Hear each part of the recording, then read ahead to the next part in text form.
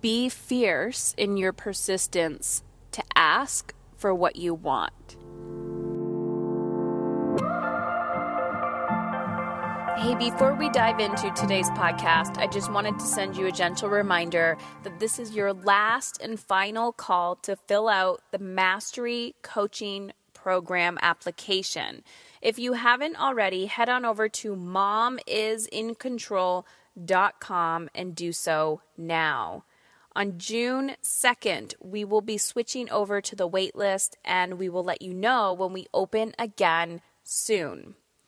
Also, if you are sitting on the fence and you're not too sure if Mastery is for you, I'm hosting this Thursday a live information session over on Facebook. So you can go to momisincontrol.com/FB for my Facebook fan page, and you'll check out the information for the event over there.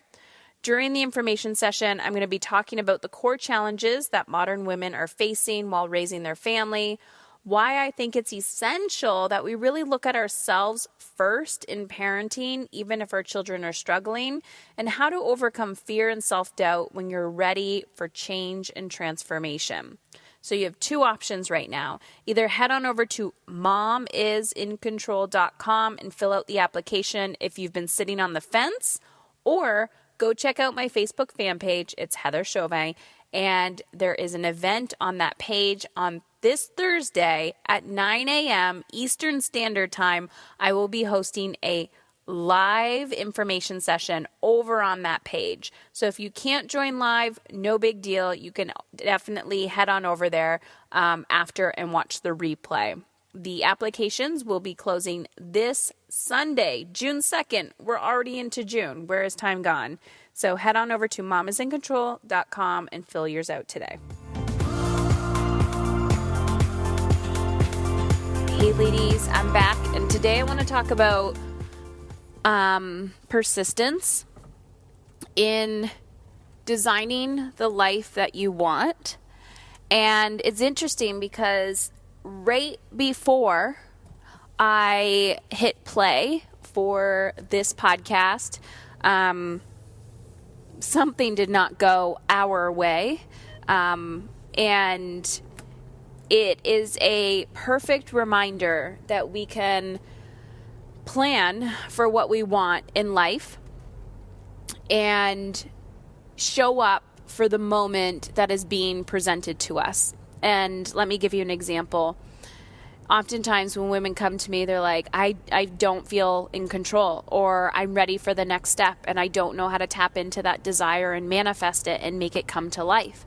Because emotional intelligence is so important when you are pursuing the emotional life that you crave. And what people don't realize is too often our definition of success is the outward material things, a new car, losing weight, a 6-figure job, or, hitting those 7 figures and having a title after your name. But then when you achieve those things, you look and say, shit, that's not what I was really after. And so I always ask, what is it that you're really after? What do you think that new car is going to give you? What do you think that new house is going to give you? And I'm not saying don't get the new car and new house. Definitely have these things. But ask yourself, why do I want it? Do I want it because I'm addicted to the new car smell? Do I want it because I would never give myself permission to own a new vehicle? Do I want it because I need a sense of, something new in my life? Like, what is it that you're craving? Because 9 out of 10 times I ask women, what do they want? And they say, I want peace. I want calm. I want contentment. I want freedom. They're not saying they want more money. They want to lose weight. They want, the bigger house. They want their kids to just listen to them. It's that essence, that feeling that you want. So here's the thing. If I have this fierce persistence of pursuing my emotional freedom, becoming the woman that I want to become, becoming the parent that I want to become, becoming whoever that I want to become, that desire deep within me that's saying, pay attention, Heather, act on this, follow up. This is the calling. I'm trying to get your attention. Excuse me. Paying attention to what that calling is, what that desire is within me. When I listen to that it comes from a place of freedom. So here's the thing. My internal needs and desires will not always match my external landscape. They won't match the systems that have been socially constructed. They won't match, the weather. They won't match everybody else's expectations of who I'm supposed to be for them.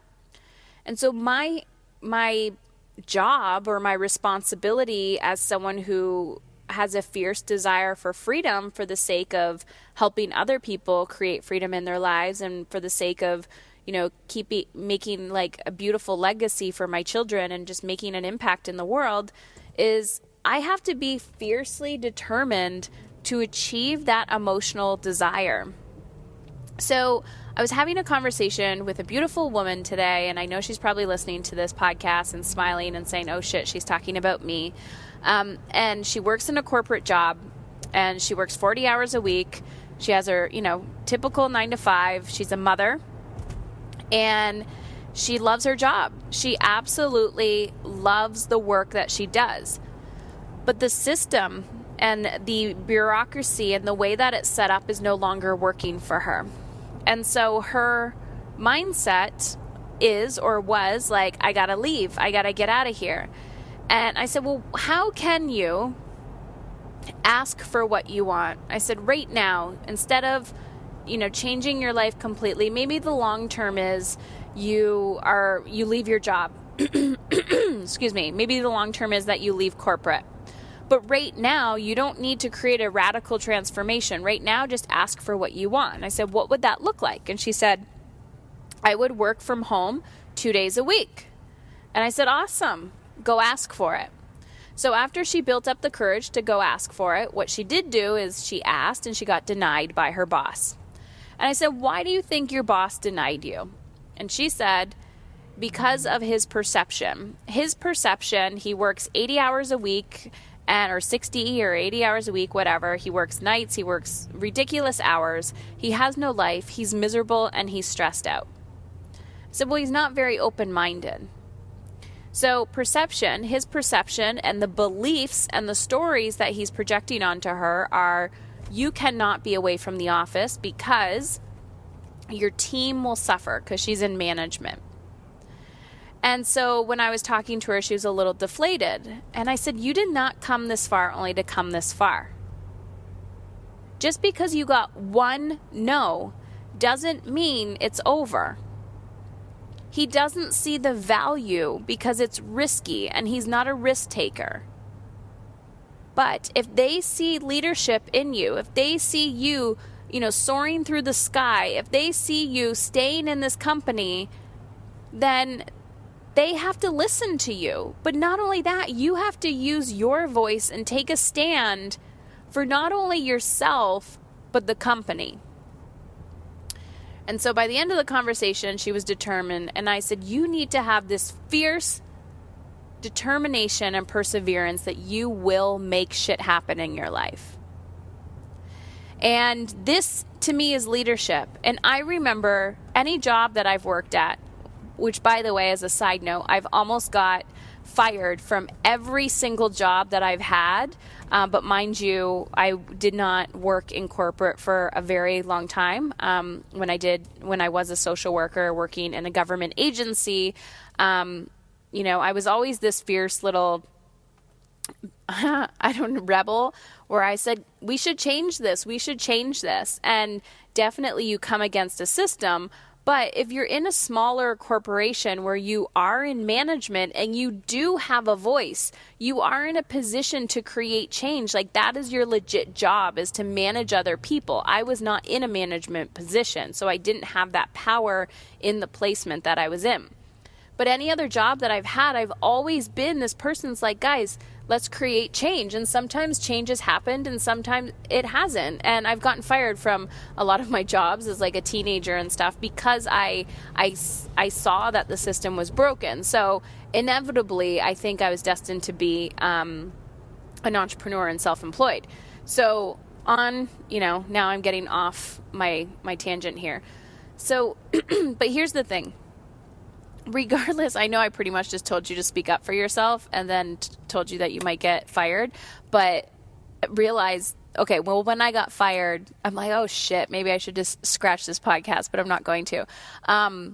When I got fired, I was a teenager. I didn't have the emotional intelligence that I do now, or the compassionate, nonviolent communication skills that I do now. So just understand that you're not going to be persecuted or prosecuted for speaking your truth in your job.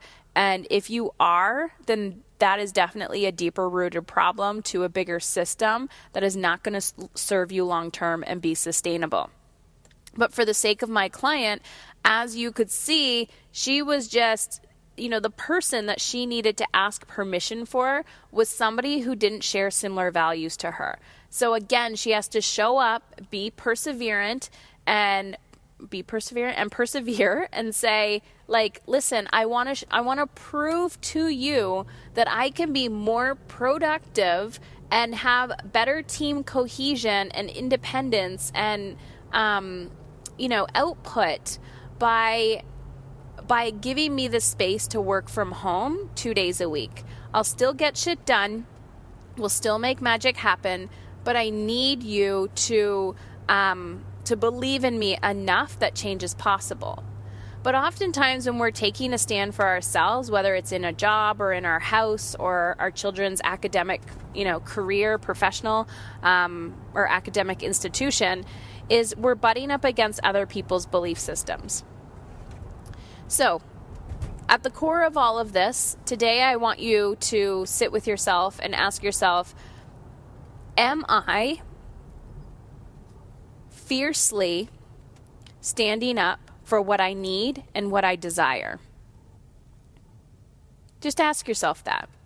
Are you fiercely standing up for what you need and desire, or the first time that somebody says no to you, are you shrinking and saying, I guess I can't? My husband said no, therefore I can't. My boss said no, therefore I can't. Oh, you don't understand, that will make other people uncomfortable.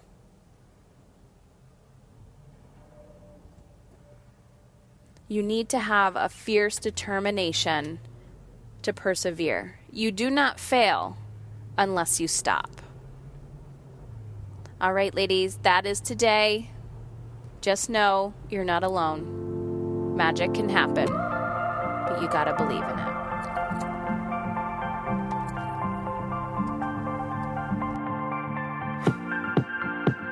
Engaging with Heather and her program has been a major step for me. Before starting the program, I was quite lost. Things were quite dark. I lost my way in parenting and even following my dreams. I was really angry. I felt like my kids didn't listen to me. I felt like everything was just way too much work to even just do. Through, everything from making the grocery list to doing my job to anything at the house, engaging with my husband and my kids. Everything was just lots and lots of work. And I just lost my way. And I knew there was more to life, and I knew that I needed to engage with someone. And I chose to engage with Heather. And through a few conversations and starting the program, things started to come to light. It was hard at first. It's work. It really is work. But like Heather talks about in her podcast and through the program, you have to do the work to see results. And I really dedicated my time doing the work daily. And after a few months in the program, I can say that I'm seeing the light. I'm seeing the balance, the creativity coming out of me, the ability to make everything easy. Yes, there's still difficult moments, but I can work through them. I can make the right decision to make that next step. I can, make the day great by spending a little bit more time on myself or focusing on my children in a different way. The tools in her program really work, and I've really benefited from all of it and can't wait to see what's to come the next few months in the program.